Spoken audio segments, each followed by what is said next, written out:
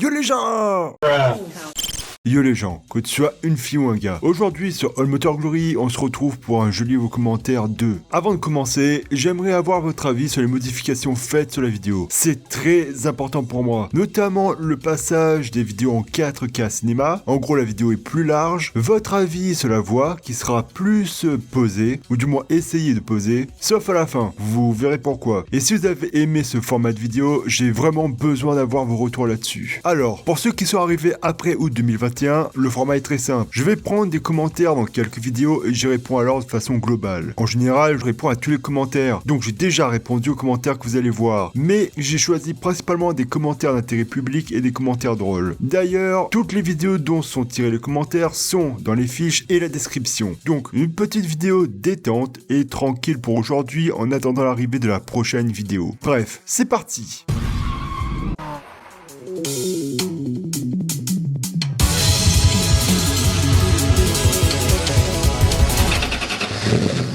Alors, on va commencer par des commentaires sur la vidéo de la Cosmo. Jimmy Lorette dit à 2 minutes on dirait une R32 GTR. Exemple de commentaire qui pourra servir à tout le monde, effectivement. La Honor Cosmo avait été créée dans le seul but de faire concurrence à la gamme sportive dont la R32, que ce soit en version classique GTST ou en version GTR. Mais a été créée pour être plus typée confort que celle-ci. Donc merci Jimmy Lorette d'avoir posé ce commentaire. Ferdinand Will qui dit « Excellente vidéo, comme toujours, tu t'es amélioré. C'est vrai que la Mazda Cosmo et Honor Cosmo sont juste magnifiques. Merci pour cette vidéo et bonne chance pour la suite. » Bah déjà, merci beaucoup pour ton commentaire. Et oui, effectivement, la Cosmo et la Honor Cosmo sont des magnifiques voitures. D'ailleurs, en faisant cette vidéo, c'est là que j'ai compris pourquoi la RX-8 était si différente de ses prédécesseurs. C'est tout simplement parce qu'elle est inspirée de la Mazda Cosmo. D'ailleurs, pour ceux qui veulent une vidéo sur la Honor Cosmo, c'est dans les cartons, mais pas pour tout de suite. Maintenant, passons au post sur le sondage. Commentaire de Rémi Steven qui dit « Ce V10 était dans la M5 E60. Effectivement, celui-ci a atterri dans plusieurs modèles de BMW, dont la M5 E60 et la M6 E63. Vous aurez bientôt plus de détails. K6 2015, la BM apparemment. Et attends, ceux qui voient cette vidéo, ils ont la stat définitive. Mais pendant pratiquement 4 jours, le sondage était clair. 100% des voix pour le moteur BMW et pas une seule voix, pas une once d'amour pour le 4 cylindres de Mercedes. Rien, nada.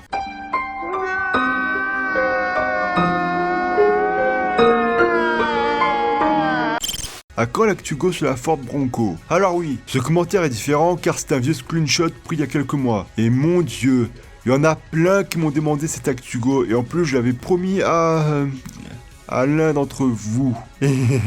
La raison pour laquelle je n'ai pas fait d'Actugo, c'est simplement parce que la priorité était sur les vidéos d'actualité sur l'hydrogène et le premier Kish & Go. Au final, avec la pause en plus, vu qu'il y avait pratiquement 3 mois entre la sortie de la nouvelle bronchite, le nouveau Bronco et le moment où je devais faire cette vidéo, j'ai décidé de ne pas le faire. Car je me suis dit que c'était trop tard pour que ce soit d'actualité parce qu'il fallait privilégier les vidéos d'intérêt public sur l'hydrogène. Donc je m'excuse sincèrement pour ceux qui attendaient la vidéo d'actualité sur le Ford Bronco. Sublime, dit Bruce Initial. Ignite Seaboard Caribbean qui dit elle a une allure dynamique. Totalement d'accord. Elle est extrêmement réussie cette nouvelle Ford Mustang et l'idée de reprendre les feux de la phase 1 de la génération précédente était la chose à faire pour ce type de véhicule. Les feux de la phase 2 sont très jolis également, mais sont beaucoup moins agressifs et ne vont pas du tout avec la philosophie Mustang.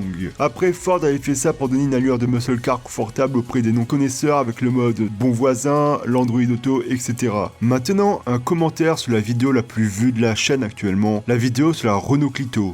La Clio 1. Victor H disait il y avait déjà une vidéo sur l'histoire de la Clio 1 sur YouTube, mais bon, pas grave, comme ça il y a 2 points de vue. Dommage que j'ai l'impression que tu parles avec un cheveu dans la bouche et que tu as l'air un peu étourdi à quelques moments. Tu aurais pu parler des moteurs F7R de la Williams et un frais bordel, car là il s'agit d'un bloc de Clio 16S avec une culasse de R19 16S avec un vélo de 1.9 diesel. Concernant le cheveu dans la bouche et le fait que j'ai l'impression d'être étourdi quand je faisais mes vidéos à l'époque. Et bon Dieu que j'en ai reçu des commentaires du genre, c'est principalement à cause de la fatigue et du fait que je manquais d'expérience devant un micro. Le cheveu dans la bouche, c'est principalement à cause de ma tronche qui était trop près du filtre anti-pop.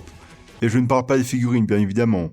Et aussi car j'ai du mal à articuler quand je suis fatigué. Quant au côté étourdi, comme si j'avais fumé un joint, chose qui ironiquement me met mal à l'aise car je suis contre ça, c'est principalement à cause de la fatigue, à cause des études à l'époque. D'ailleurs, ces deux problèmes ont disparu le jour où j'ai quitté le banc de l'école, donc à partir d'avril 2020 lors du premier confinement, parce que tout simplement, j'étais en meilleure forme. Dormir est très important les amis. Quant à la raison pour laquelle les moteurs ont été résumés lors de cette vidéo, c'est parce que celui-ci allait durer beaucoup trop longtemps et allait être beaucoup trop technique. Maintenant, autour de la vidéo Serena. Midnight Club, impressionnant. Nine Cunningham, un puits de savoir. Alors effectivement, vous étiez nombreux à avoir adoré cette vidéo et ça fait extrêmement plaisir. Car c'est ma vidéo préférée. Et ça me fait extrêmement plaisir de dire ça et merci à vous tous encore une fois pour votre soutien. Je le dis rarement, mais merci pour vos commentaires, merci pour votre soutien et merci pour vos partages et vos likes. Rena Kikawa qui dit « Ça parle de moi on dirait ».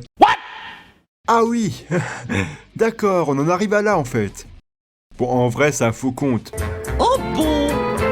Pour ceux qui ne comprennent pas le délire, c'est juste qu'il existe des comptes à l'effigie des personnages fictifs. Et quand tu as un de ces comptes qui apparaît sur la vidéo dédiée, ça fait toujours un petit quelque chose en mode « Ah ouais d'accord !» En tout cas, à ceux qui font des comptes de personnages fictifs, merci. Car vos commentaires aident les vidéos à être mieux référencées. J'aime bien jouer le jeu en plus, je déconne pas. Nike Cyborg Caribbean qui dit « Eh bien, je me disais qu'elle avait besoin d'une alimentation, mais du diesel, je n'aurais jamais cru. XD. » Pareil pour Tesla. Effectivement, c'est comique. Très comique, il rappelle la nullité de certains. En même temps, on n'aura pas beaucoup d'électricité cet hiver. Il est clair qu'on a bien failli perdre totalement cet avantage aujourd'hui. Il fallait que des employés décident de faire grève alors qu'ils ont déjà eu un bonus. Et qu'ils décident de bloquer la France entière pour ça. Ce sont leurs problèmes et c'est à nous, ou du moins à vous en métropole, d'en payer le prix. C'est moi qui trinque pour ce blaireau! Et de donner raison à des tocards en poubelle électrique et que nous, on se fasse moquer et insulter par ces mêmes enculés qui ont acheté ces merdes. Enfin bref, aujourd'hui les centrales électriques sont en grève et j'espère du fond du cœur que l'État demande aux proprios de VE de ne pas recharger leurs déplaçoirs. Comme ça on pourra se venger.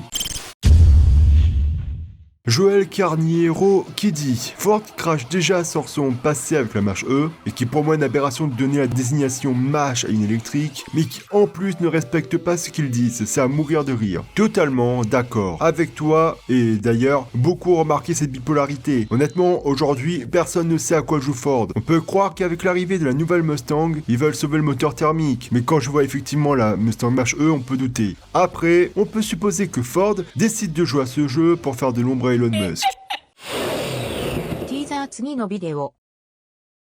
Merci à vous d'avoir suivi tout ça, et désolé pour le petit coup de gueule. Donnez-moi votre avis sur les modifications, notamment concernant la voix plus posée. Sur ce, bonne journée ou soirée, gardez le sourire car c'est ce qui est le plus important dans la vie. Sauvons les 100% méca et gloire à l'automobile thermique.